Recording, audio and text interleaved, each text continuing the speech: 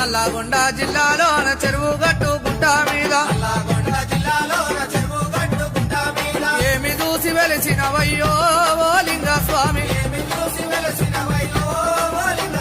పేరైన చెరువు గట్టు పెద్ద గుట్ట చూసినావా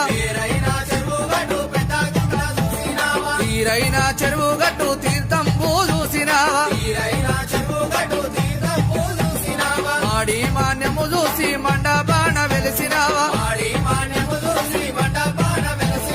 కూడి గుండము చూసి గుర్తువాడ నిలిసినావు